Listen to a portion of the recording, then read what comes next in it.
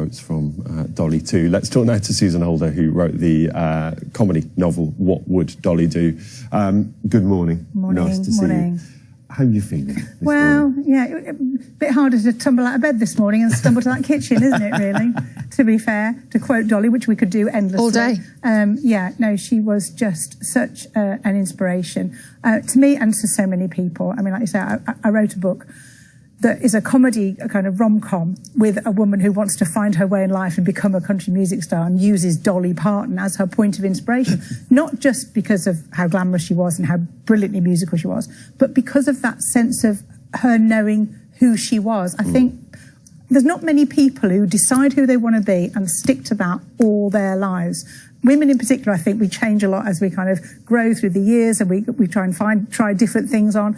Dolly decided age 9 that she wanted to be a singer. She was dirt poor, living in the Smoky Mountains. She knew singing was her way out of that. She heard the radio show Grand Ole Opry, but she also decided how she wanted to do that, how she wanted to look and who she wanted to be, because she saw the woman in the local town, all with blonde hair piled up and makeup and high heels and the nails, and she went, that's my idea of Southern glamour.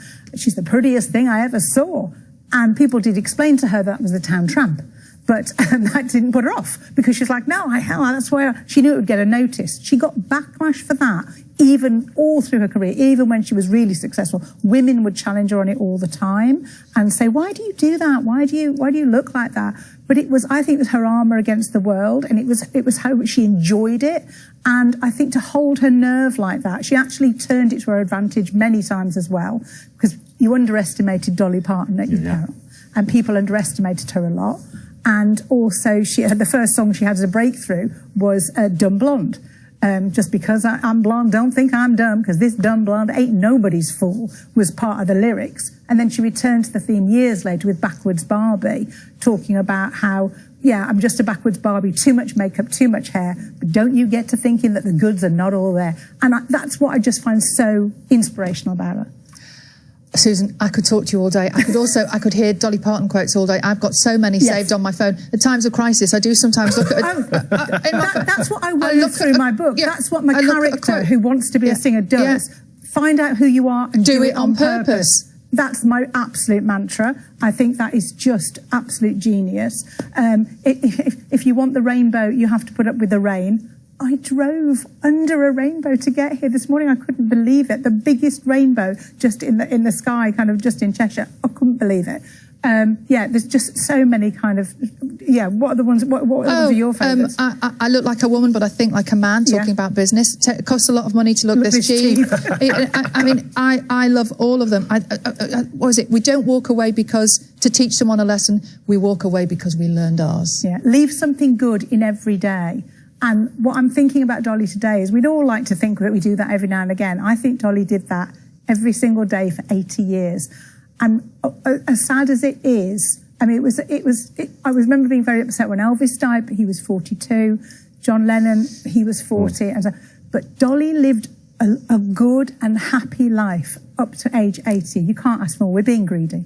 Let's bring in as well the country radio presenter Ricky Ross. He's with us as well this morning. Ricky, good morning. We're just talking about famous quotes from Dolly. I mean, look, you'll never do a whole lot unless you're brave enough to try, and that's how she lived her life, wasn't it?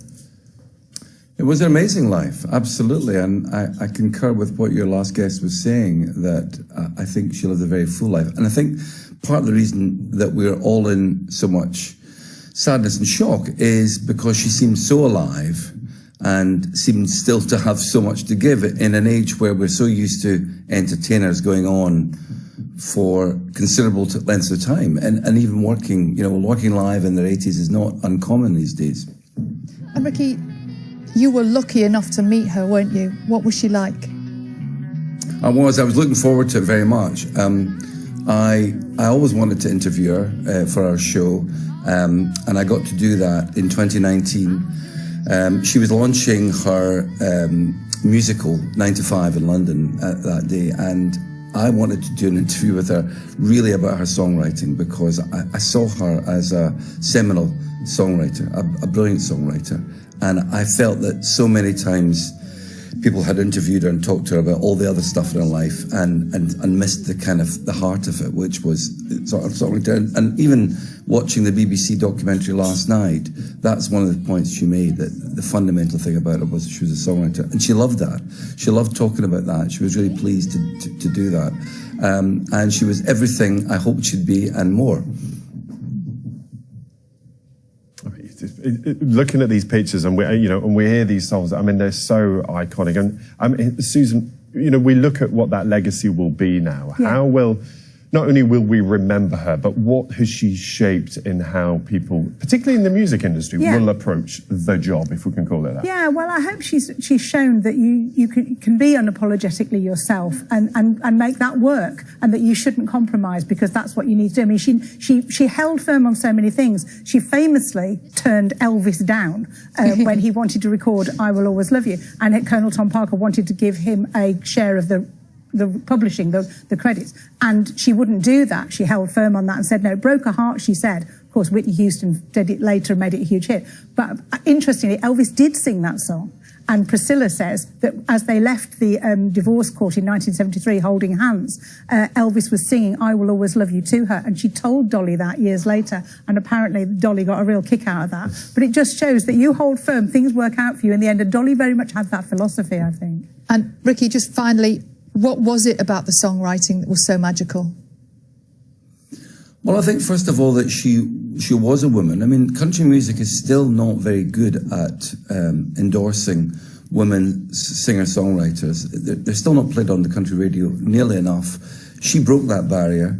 She came to Nashville. Also, a lot of country songwriting is done in groups of 2, 3, and increasingly 5 or 6. Dolly was 100% songwriter. So she was, so important in that respect. But also she told stories that needed to be told. And she had a woman's voice. And I think that was really just clear right through all her writing. She spoke for people also from, where she came from. She came from poverty, and she had a voice, an authentic voice for people who were in poverty. But I think that was just a fantastic legacy.